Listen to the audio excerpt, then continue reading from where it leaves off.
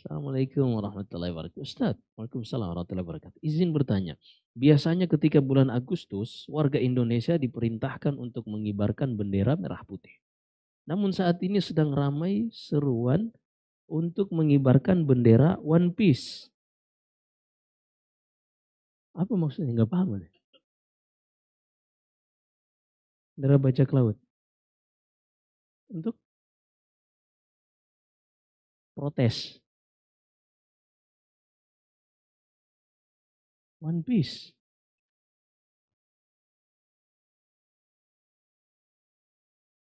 Subhanallah. Hah? Ketidaksetujuan, iya. Jangan bilang pemberontakan ente, ketidaksetujuan. Dua hal yang berbeda, iya.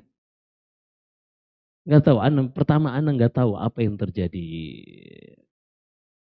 Ana nggak ngikutin yang gini-gini. Baik, ala kulli hal kita jawab secara umum. Mengibarkan bendera sebagai simbol negara, sah-sah saja. Hukum asalnya sah-sah saja. Ah, karena ketika seorang mengibarkan bendera, dia tidak mengagungkan bendera ini sebagaimana mengagungkan Allah Subhanahu wa Ta'ala. Nggak ada simbol negara. Simbol negara sah saja. Adapun mengumandangkan bendera One Piece. Kalau seandainya betul ini sebagai bentuk provokasi untuk memprovokasi masyarakat terhadap pemerintah, ini nggak boleh. Karena hukum asalnya apa yang membuat mereka kecewa? Satu kebijakan, dua kebijakan, tadi kita sudah sebutkan, akidah ahli sunnah tidak taat pada satu kebijakan tidak boleh membuat kita untuk mencabut ketaatan secara umum kepada pemerintah. Dan kita harus paham, likulli saqitatin laqitah. Jadi kita harus paham dulu, ahli sunnah itu nggak ada tendensi dengan pemerintah. Nggak ada sama sekali. Nah, pemerintah itu selalu memiliki yang namanya oposisi. Ini kita harus akui, ada oposisi. Apalagi di negara seperti kita, jelas oposisinya. Yang mereka memiliki kepentingan.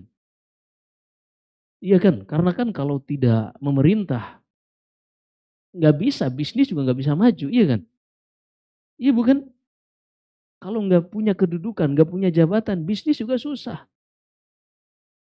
Terganggu. Yang nggak korupsi aja dipaksa-paksain korupsi, katanya seperti itu. Sampai dihukum sekian tahun. Pesyahid ikhwan, seorang muslim itu jangan hanya ikut-ikutan.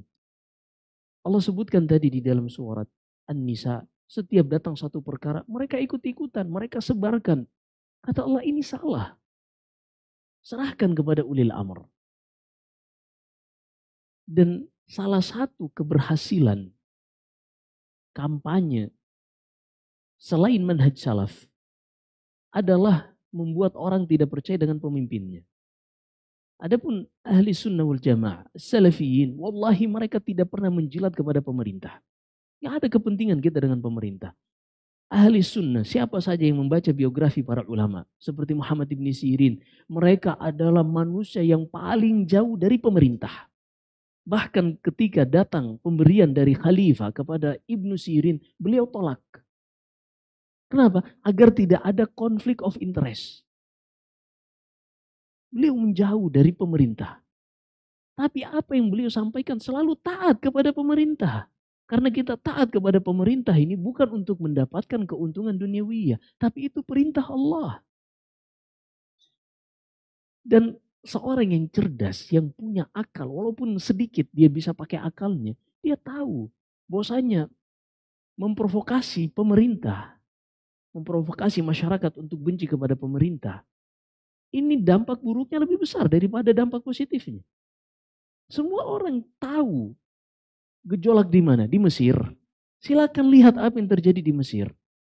Gejolak di tempat lain. Silakan lihat. Semuanya berakhir dengan kerusakan. Ahli sunnah wal jamaah ini bukan akidah yang baru kemarin. Ini sejak zaman sahabat seperti ini. Dan yang menyebutkan akidah ini bukan manusia. Allah yang menciptakan manusia. Di dalam Al-Quran Allah sebutkan. Kata Ibnu Mas'ud radhiyallahu ta'ala, la takunu imma'a. Jangan kalian menjadi seorang seperti bebek.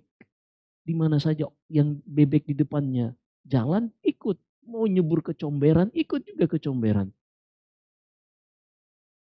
Jadilah seorang muslim yang punya jati diri. Subhanallahil azim. One Piece. La haula wala quwwata illa billah. Iya, Ana ingat. Iya, Ana baru ingat. One Piece dulu. Waktu masih SMP sering nonton dulu ada. Iya, yang kapal itu kan. Kapal. Yang bisa manjangin tangannya ya. Ah iya, Ana baru ingat. Subhanallah. Enggak boleh seorang muslim. Apalagi itu menjadi simbol pemberontakan. Jelas-jelas memberontak kepada pemerintah.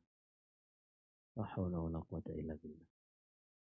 Nah, banyak-banyak belajar. Qadar Allah, lingkungan kita bukan lingkungan yang mendukung kita untuk taat kepada Allah Subhanahu wa taala. Sekitar kita bukan sekitar yang kondusif untuk kita paham manhaj salaf. Justru sebaliknya, kalau kita tidak duduk di majlisul ilm, kita akan terseret mengikuti manhaj-manhaj yang mereka memiliki tendensi di balik semua itu. Apa coba tujuannya mengibarkan bendera seperti tadi? Apa tujuannya? Kalau bukan ada tendensi di baliknya. Belajar ikhwan, belajar. Duduk di majelis. Nasallallahu alaihi wasallam.